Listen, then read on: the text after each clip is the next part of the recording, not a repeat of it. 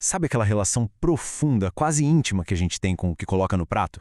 Pois é, a gente não está falando só de bater calorias ou de nutrição básica, não mesmo. Estamos falando de uma construção emocional gigantesca que dita as nossas escolhas todos os dias. E o mais louco, quase sempre sem a gente perceber. Nessa nossa exploração de hoje, nós vamos mergulhar fundo e entender como a nossa mente foi programada para olhar para um prato e enxergar muito, mas muito mais do que só alimento. A grande pergunta que vai guiar a nossa jornada hoje é exatamente essa. Em que momento comer deixou de ser só matar a fome e virou sinônimo de felicidade? É só você olhar ao redor. Pensa bem, a comida está lá, no centro do palco, em praticamente todos os momentos importantes de uma vida inteira. Ela não é um figurante, ela é a atração principal. Mas vem cá, como foi que isso aconteceu na nossa cabeça?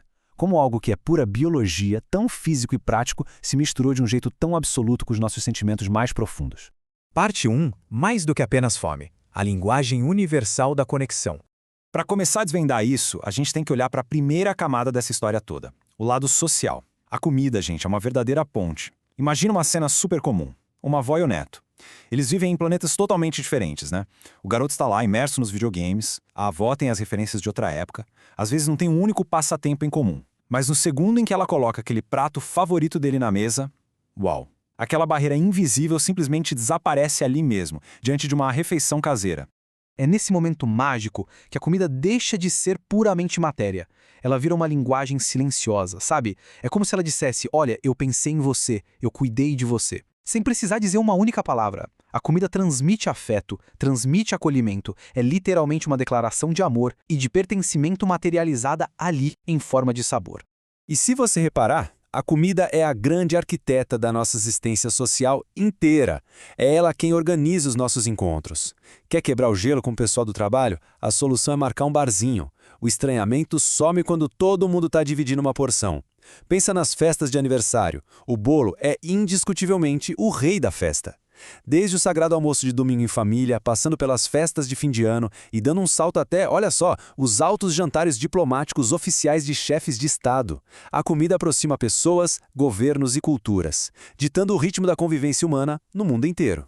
E por estar presente em todos esses momentos de convívio, a comida vira memória pura. Sabe aquele cheiro de bolo que te joga direto de volta para a infância? O cheirinho de alho e cebola do almoço de domingo? Ou aquela pizza dividida com grandes amigos? O ato de comer não é só repor energias, é um ritual. Ele atua como um portal poderoso que nos transporta de volta para momentos de alegria genuína. E olha, essa é sem dúvida a parte verdadeiramente linda dessa nossa relação com a alimentação.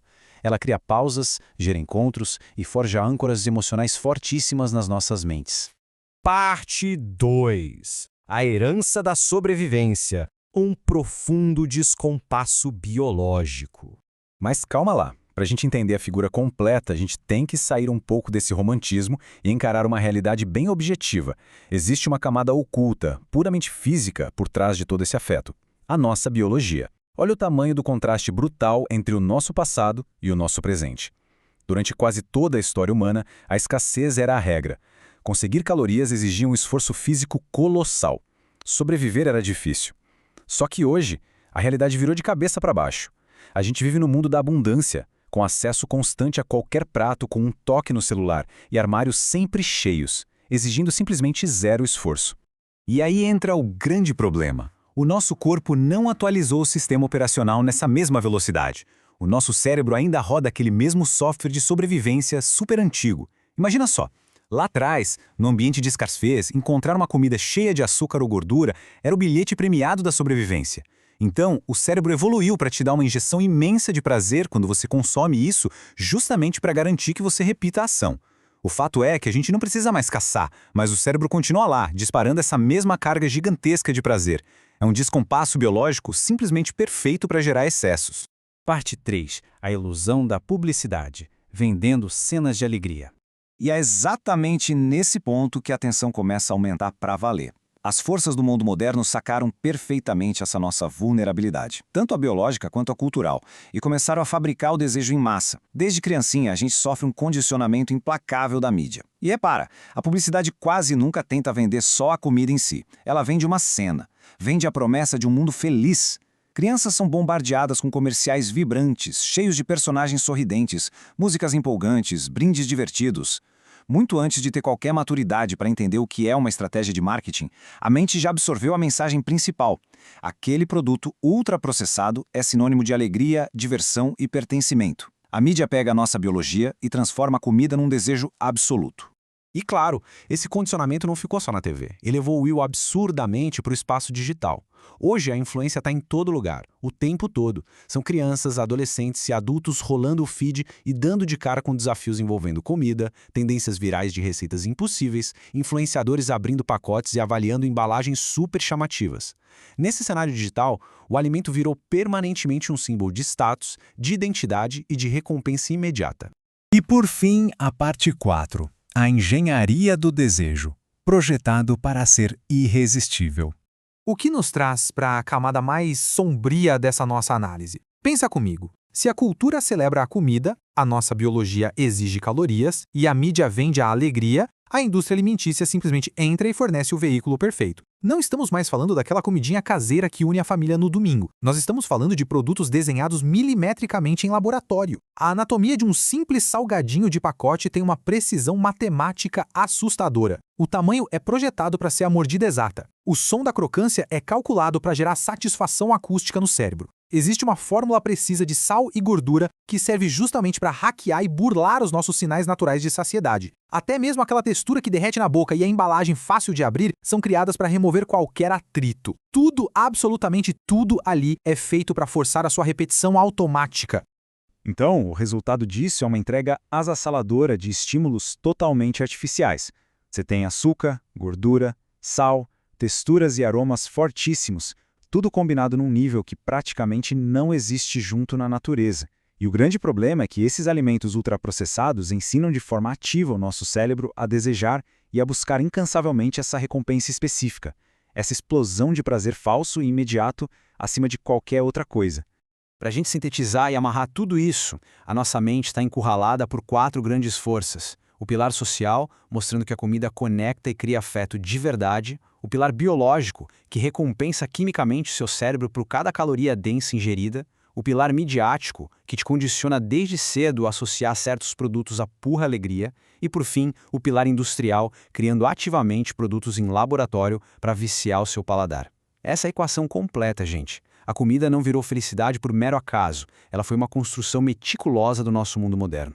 Diante de tudo isso, a gente esbarra num questionamento inevitável. Afinal, a beleza do convívio ao redor da mesa é inegável, né? A comida realmente conforta a gente, ela celebra a vida, aproxima quem a gente ama, é sem dúvida uma das nossas maiores riquezas culturais. Então vem cá, se a comida nos une, cria memórias tão maravilhosas e traz um prazer genuíno, qual é exatamente o problema no meio disso tudo?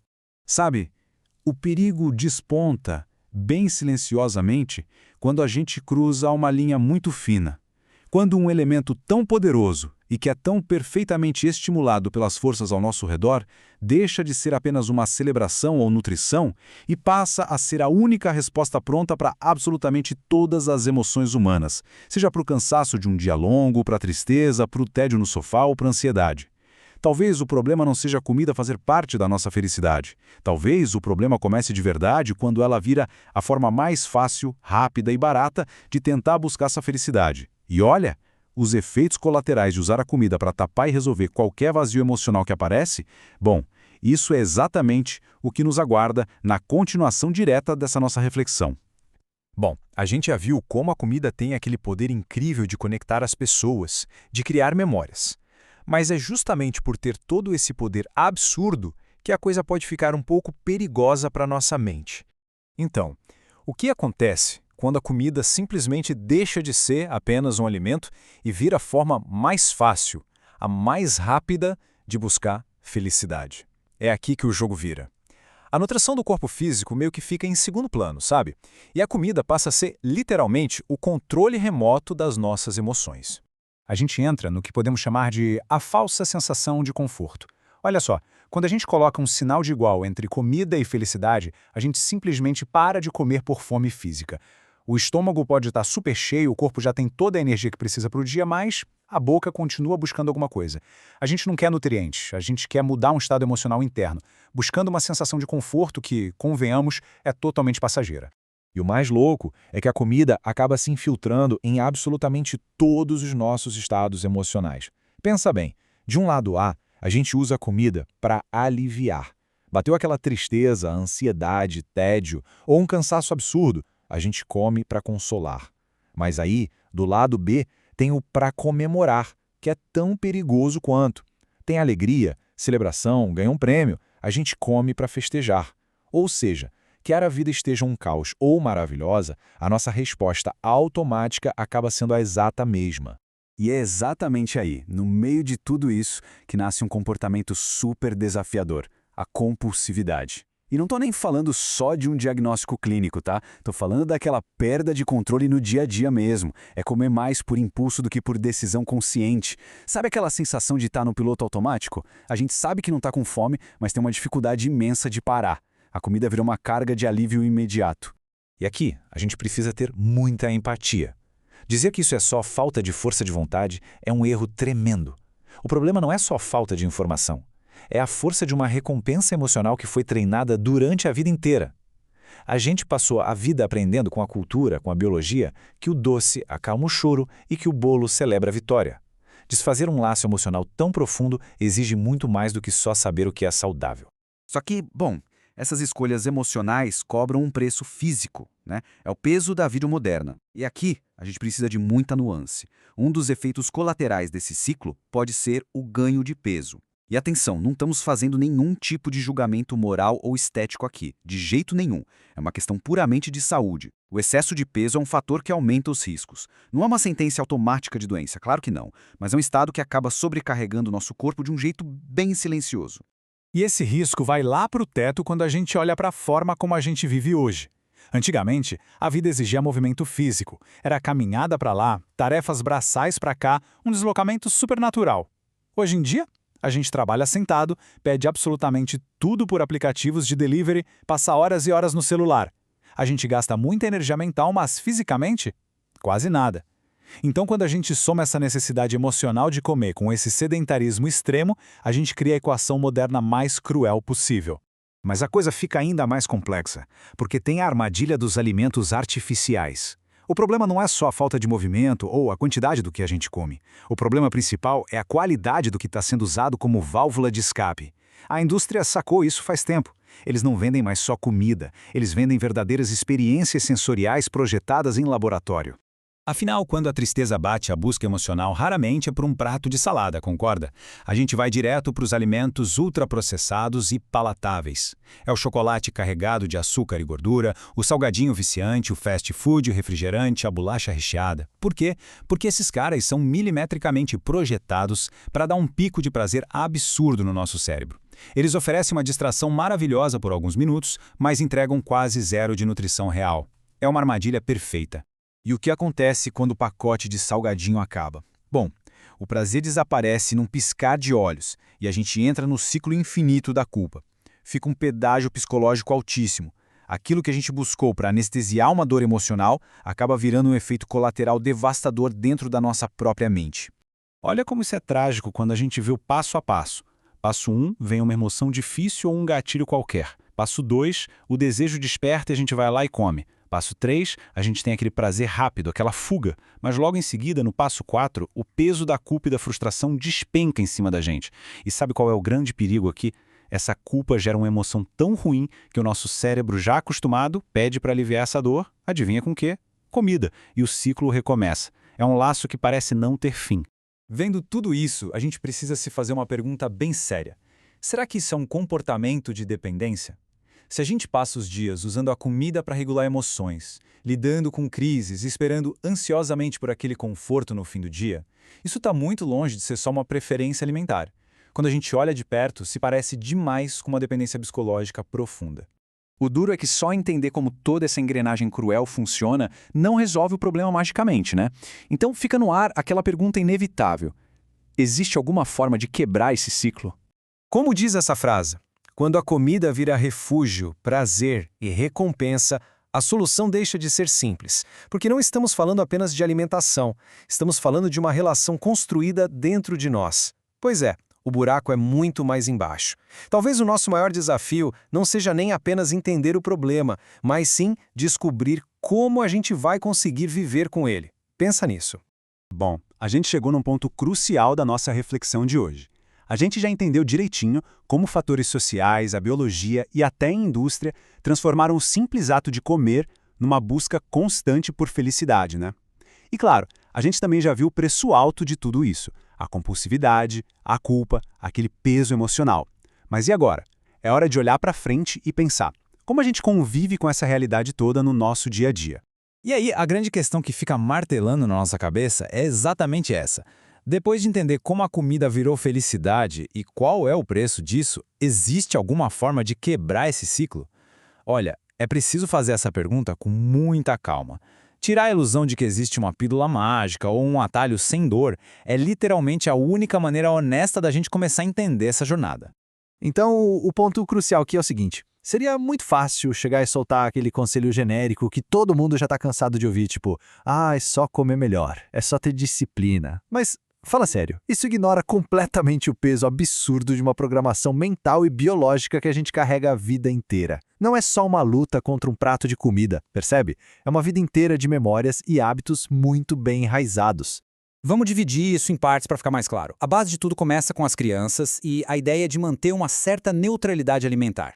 A forma de lidar com a comida muda completamente dependendo da nossa fase da vida. Enquanto para as crianças a gente ainda tem aquela chance de criar uma neutralidade lá na base como prevenção, para os adultos a conversa é outra. Adultos precisam de lucidez. A conexão psicológica já está ali, cimentada, então o nosso trabalho é encarar de frente o que já foi formado, e não simplesmente fingir que dá para apagar isso do nada. Pensando nas mentes que ainda estão em desenvolvimento, tem dois extremos gigantes que a gente precisa fugir a todo custo. O primeiro é transformar um doce no prêmio supremo por um bom comportamento. Sabe o que acontece? Isso ensina na hora que a comida é a maior felicidade do mundo. O outro extremo é demonizar, tratar como um pecado proibido, o que, convenhamos, só cria um fascínio irresistível. Tratar a comida como algo sagrado ou como uma falha moral só aumenta o peso emocional que ela vai ter no futuro. É claro que um ambiente familiar equilibrado e neutro ajuda demais, é transformador. Mas a gente tem que aceitar que os pais não conseguem criar um escudo impenetrável. Assim que a criança pisa fora de casa, a biologia humana vai pedir calorias. A mídia vai bombardear com cores brilhantes e a indústria vai oferecer produtos pensados para serem irresistíveis. É um mundo real operando. O que nos leva diretamente ao desafio dos adultos. Trata-se de enfrentar com muita empatia uma associação que já está lá, firmemente estabelecida na nossa rotina. Agora, o que é realmente interessante aqui é como algumas perguntas simples podem criar uma pausa essencial. A lucidez começa exatamente a nos fazermos essas perguntas antes de agir. Pera, eu tô com fome ou tô só buscando um alívio emocional? Eu quero mesmo comer ou o que eu preciso agora é de uma pausa no trabalho? Isso aqui é uma celebração consciente com amigos ou eu tô só fugindo no piloto automático? Isso não resolve o problema, não passa de mágica, claro, mas cria um espaço maravilhoso de consciência antes do impulso tomar conta. E essa percepção é o gancho perfeito para a gente explorar um conceito super delicado, mas necessário, a teoria da dependência emocional. Uma verdadeira lente filosófica para essa questão. Nós vamos falar agora sobre o vício emocional alimentar. E aqui vai um aviso super importante, prestem atenção. A gente está usando isso de forma puramente filosófica e comportamental, tá? De jeito nenhum, isso é um diagnóstico médico definitivo. É apenas uma analogia para validar uma experiência muito real que muita gente vive. Aquela sensação pesada de que a busca por certos alimentos vai muito além da fome física, virando um mecanismo quase automático e urgente para lidar com as pressões da vida e buscar conforto. Sob essa ótica, esse comportamento é como um companheiro adormecido. É um padrão tão profundo que talvez nunca suma totalmente da mente. Alguém pode passar meses, às vezes anos, lidando super bem com a alimentação. Mas aí, de repente, vem um estresse gigantesco, uma fase de solidão profunda ou um cansaço absurdo e, bum, o padrão antigo desperta de novo. Isso exige da gente uma atenção constante, mas uma atenção pacífica, sabe? Sem precisar travar uma guerra interna cheia de ódio. É natural que nessas horas comecem a brotar aquelas dicas que todo mundo já conhece de cor e salteado. Coma mais vegetais, faça exercícios, durma bem, tire as comidas gatilho do armário, busque hobbies. Sinceramente, a gente já ouviu tudo isso repetidas vezes. A falta de acesso a essa informação quase nunca é a verdadeira raiz do problema. O verdadeiro buraco é muito mais embaixo. O problema real é ter força para sustentar essas escolhas boas no mundo real. dia após dia. É lutar ao mesmo tempo contra a própria biologia, contra a publicidade moderna super agressiva e contra o estresse de um cotidiano exaustivo. É um trabalho genuinamente cansativo. E a gente não precisa se culpar por achar difícil. A verdade é que é difícil mesmo. E, exatamente por ser tão desgastante, as recaídas acontecem. Mas elas não são o fim da linha. Vamos entender um pouco esse famoso efeito sanfona. Vamos ver como isso se desenrola na prática. O efeito sanfona é quase um ciclo previsível. Começa com foco total, melhora, disciplina consciente. Aí a vida acontece, né? O estresse do trabalho aumenta muito ou a rotina muda de repente. Naturalmente, a gente relaxa a nossa vigilância e, quando percebe, aquele padrão antigo e adormecido volta a ditar as regras. Entender que esse ciclo é uma parte normal do processo humano tira todo aquele peso de fracasso permanente. E é exatamente por isso que essa frase bate tão forte. A vitória não é nunca cair. A vitória é não transformar a queda em desistência. Dar o tropeço num momento de fragilidade ou de dor não apaga de jeito nenhum a sua jornada, não zera o seu progresso. O grande trunfo é respirar fundo, acolher essa queda com consciência e maturidade e voltar para o caminho sem ficar se punindo. Então, caminhando para a nossa reconciliação com a comida. Como a gente restaura o lugar verdadeiro e saudável dela nas nossas vidas, sem perder o valor cultural incrível que ela tem?